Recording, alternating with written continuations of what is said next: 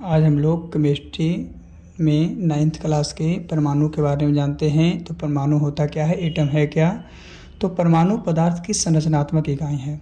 यह किसी तत्व का वह सूक्ष्मतम भाग होता है जिसमें उस तत्व के सभी रासायनिक गुण मौजूद होते हैं। यानी परमाणु में उस तत्व के सभी रासायनिक गुण मौजूद होते हैं।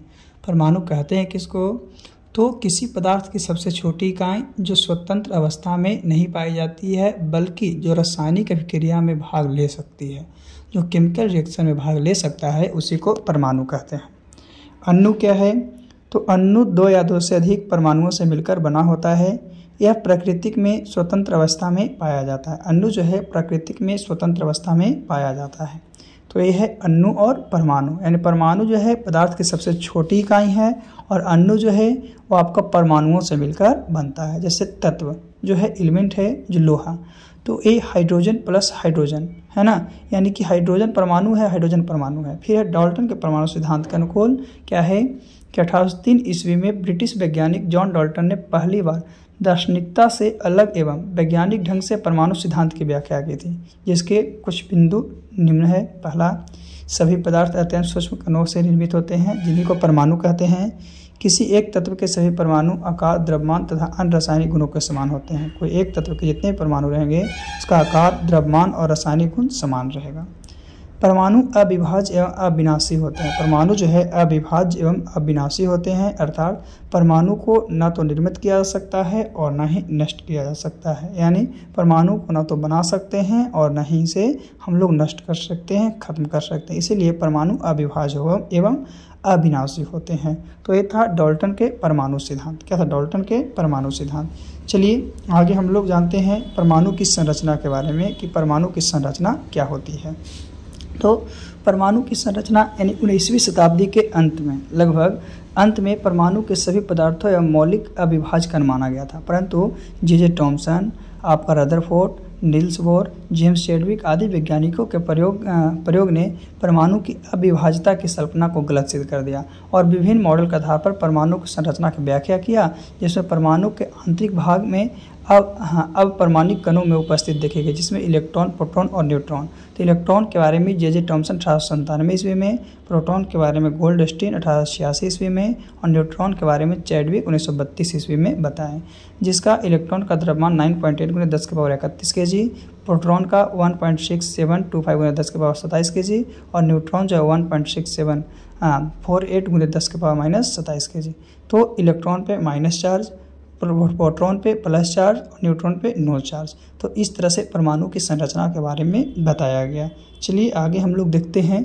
तो थॉमसन का परमाणु मॉडल, अलग अलग लोग अलग अलग परमाणु मॉडल बताएं। तो जे थॉमसन ने परमाणु मॉडल के अनुसार परमाणु एक धनावेशित गोला होता है जिसका निर्माण प्रोटॉन से मिलकर होता है और ऋणावेशित युक्त इलेक्ट्रॉन इस गोले में बिखरा होता है। जे थॉमसन बताएं कि परमाणु के मॉडल के अनुसार परमाणु एक धनावेशित गोला है जिसका निर्माण प्रोटॉन से मिलकर होता है और ऋणावेशित युक्त होते हैं। संरचना में बताया तो ये आपको तरबूज के माध्यम से बताए थे। तो थॉमसन ने परमाणु मॉडल को अनुसार इन्हें परमाणु के तरबूज के समान माना, किसका, तरबूज के समान। और इस सिद्धांत में तरबूज सिद्धांत कहते हैं। इसका अनुकूल तरबूज का लाल भाग था उसको प्रोटॉन कहा और इलेक्ट्रॉन जो तरबूज के बीच जो समान जिस तरफ बिखरे हुए था उसको क्या कहा, तो इसको इलेक्ट्रॉन कहा। इसे प्लम पर्डिंग मॉडल भी कहा। क्या, प्लम पर्डिंग मॉडल भी कहा। यानी कि थॉमसन का परमाणु सिद्धांत जो था वो किससे कंपेयर किया था, तो एक तरबूज से कंपेयर किया था। किससे किया था, एक तरबूज से कंपेयर किया था। चलिए देखते हैं कि इनकी कमियां क्या थी जो जिनके कारण गलत हो गया। तो थॉमसन के परमाणु कमियां, थॉमसन के परमाणु मॉडल में नाभिक का कोई उल्लेख नहीं किया था। ये नाभिक के न्यूक्लियस के बारे में कुछ बताए हुए नहीं किए। और दूसरा क्या गलती कर दी है कि यह मॉडल परमाणु की स्थिरता समझाने में असफल रहे, स्थिरता को समझाने में बताने में वो सफल नहीं रहे। तीसरा क्या था कि थॉमसन अपने परमाणु मॉडल में यह नहीं समझा सके कि परमाणु में धनावेश किस प्रकार ऋणावेशित कणिकाओं को अपने अंदर निहित करता है, यानी अपने अंदर मिलाता है। तो ये 3 कमियां थी। कितनी कमियां, 3 कमियां, जिसमें 2 याद रखना हमेशा कम से कम। तो क्या किया, परमाणु मॉडल में नाभिक का कोई उल्लेख नहीं किया और परमाणु की स्थिरता समझाने में क्या रहे, असफल रहे। और तीसरा, थॉमसन अपने परमाणु मॉडल में यह नहीं समझा सके कि परमाणु में धनावेशित किस प्रकार से ऋणावेशित कणिकाओं को अपने अंदर यानी अंतर्निहित करता है, इलेक्ट्रॉनों को कैसे अपने अंदर निहित करता है। तो ये था थॉमसन का परमाणु मॉडल की कमियाँ। हम लोग थॉमसन का परमाणु मॉडल जाने जो कि तरबूज के आधार पर लिया गया था, इसके बाद इनकी कमियों को जाने। चलिए इनके बाद हम लोग रदरफोर्ड की बात करते हैं। रदरफोर्ड क्या बताएं परमाणु मॉडल के बारे में। तो रदरफोर्ड का परमाणु मॉडल क्या है, तो वर्ष 1911 ईस्वी में अर्नेस्ट रदरफोर्ड ने सोने से निर्मित अत्यंत पतली परत पर अल्फा कण की बौछार की और अपने प्रयोग के आधार पर कुछ निष्कर्ष प्रस्तुत किए।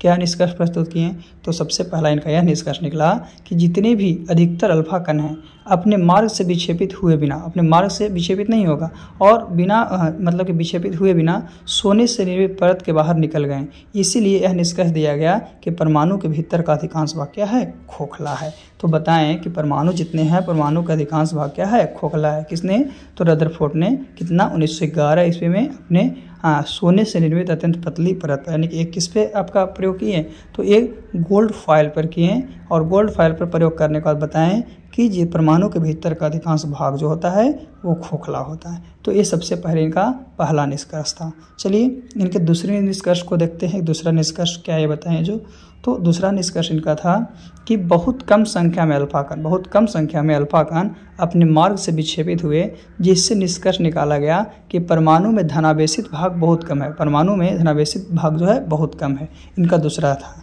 तीसरा था कि बहुत कम अल्फा कण जो है परमाणु के मध्य भाग से, परमाणु के बीच के भाग से टकराकर वापस आ गई, जिससे यह निष्कर्ष निकाले खोजे कि परमाणु का संपूर्ण धनावेश एवं द्रव्यमान इसके केंद्र में ही होता है, यानी सेंटर में ही होता है ना, और उसी को नाभिक कहें।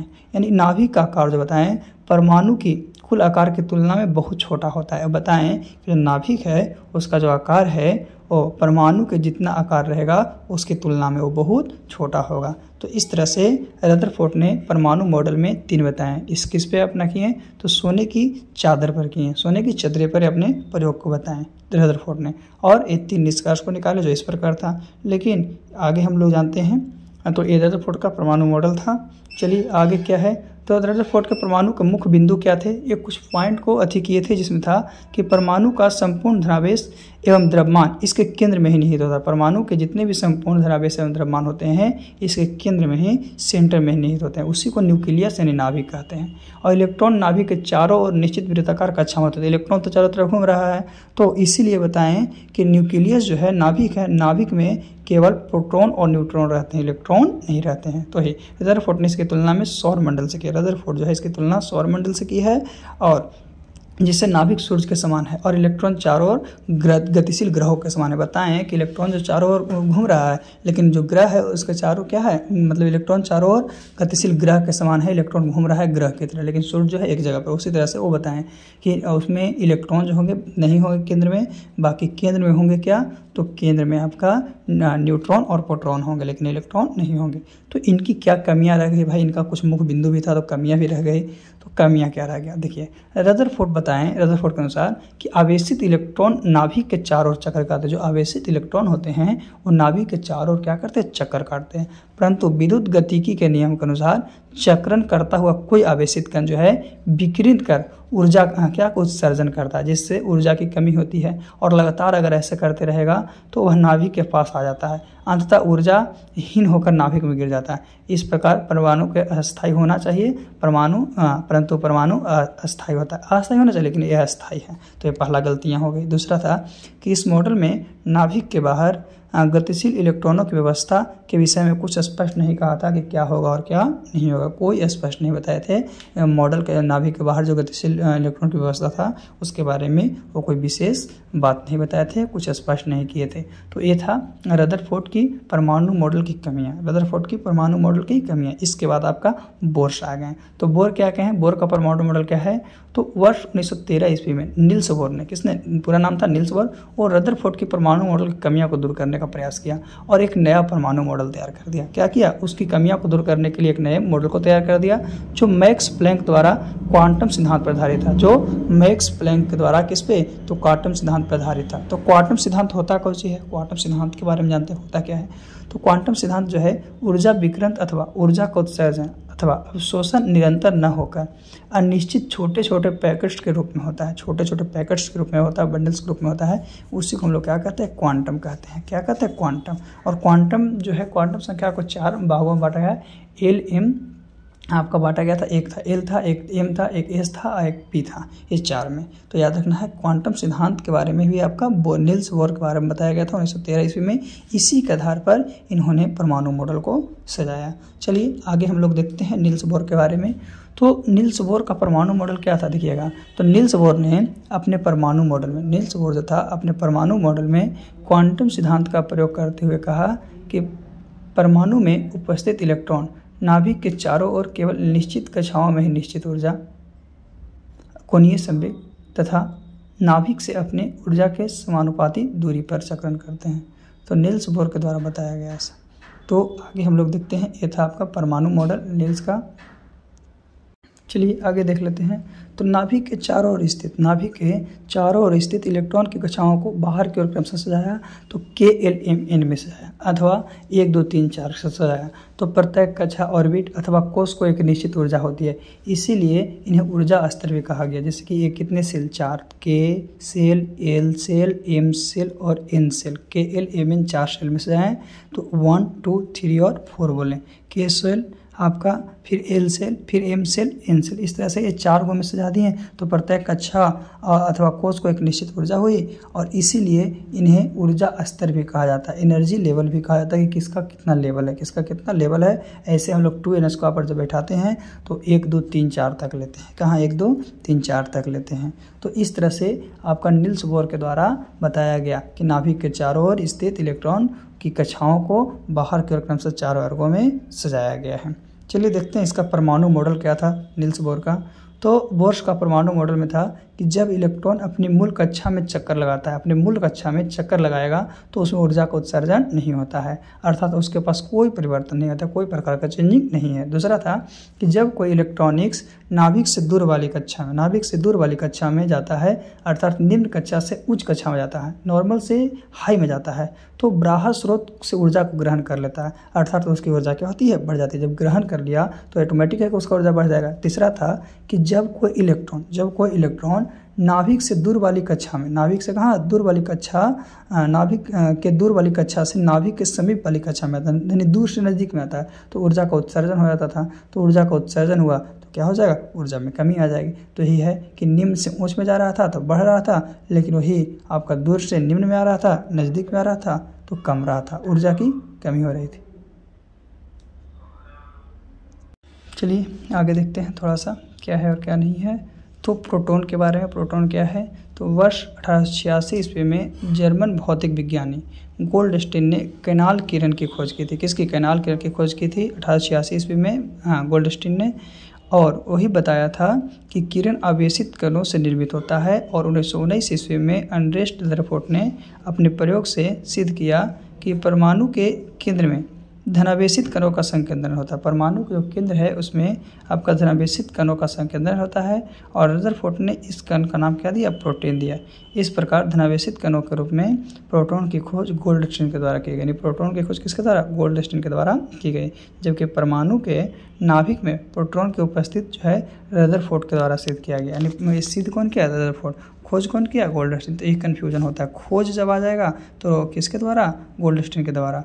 वही अगर आपका क्या है कि उपस्थिति में, मतलब कि सिद्ध कौन किया, तो सिद्ध करने के लिए आपका फिर आ जाएगा वो। फिर इलेक्ट्रॉन की बात करते हैं। इलेक्ट्रॉन क्या है। तो इलेक्ट्रॉन की खोज ब्रिटिश भौतिक वैज्ञानिक जे थॉमसन ने 1897 ईस्वी में किया था। कैथोड रे ट्यूब पर प्रयोग के आधार पर थॉमसन ने यह निष्कर्ष निकाला था कि कैथोड किरणें अत्यंत सूक्ष्म कणों के निर्मित होते हैं। और थॉमसन ने इन ऋणावेशित कणों को कणिका कहा, जिसे बाद में वैज्ञानिक के द्वारा इलेक्ट्रॉन कहा गया। यानी इलेक्ट्रॉन की खोज जे थॉमसन के द्वारा 1897 में किया गया था, जो कि ब्रिटिश भौतिक वैज्ञानिक थे। फिर न्यूट्रॉन की बात करते हैं। न्यूट्रॉन क्या है। तो न्यूट्रॉन की खोज वर्ष 1932 ईस्वी में भौतिक विज्ञानी जेम्स चैडविक ने की थी। उन्होंने इस उपलब्धि के लिए वर्ष 1935 से नोबेल पुरस्कार ही मिला था। 1932 ईस्वी में इसके लिए इनको नोबेल पुरस्कार ही मिला था। और न्यूट्रॉन हाइड्रोजन के अतिरिक्त अन्य सभी परमाणु के नाभिक के प्रोटॉनों के साथ संयोजित करते हैं, क्योंकि ये क्या है, उदासीन कण है, अर्थात इस पर शून्यावेश होता है, इस पर कोई ज़्यादा नहीं, इसीलिए। परंतु इसका द्रव्यमान प्रोटॉन के द्रव्यमान के बराबर होता है। इसका जो द्रव्यमान होता है, मास होता है, प्रोटॉन के द्रव्यमान के क्या होता है, बराबर होता है। चलिए आगे हम लोग चलते हैं थोड़ा सा लास्ट थोड़ा सा और देख लेते हैं, इसके बाद कुछ नहीं है। तो उसके बाद परमाणु की त्रिज्या को एंगस्ट्रम में मापते हैं और 1 एंगस्ट्रम बराबर 10⁻⁻10 मीटर होता है। नाभिक की त्रिज्या को फर्मी में मापते हैं और 1 फर्मी बराबर 10⁻⁻15 मीटर होता है। तो परमाणु की त्रिज्या को एंगस्ट्रम में और 1 एंगस्ट्रम 10⁻⁻10 मीटर, नाभिक की त्रिज्या को फर्मी में और 1 फर्मी बराबर 10⁻⁻15 मीटर होता है। तो परमाणु त्रिज्या नाभिक की त्रिज्या से 1 लाख यानी 10⁵ गुना अधिक होता है।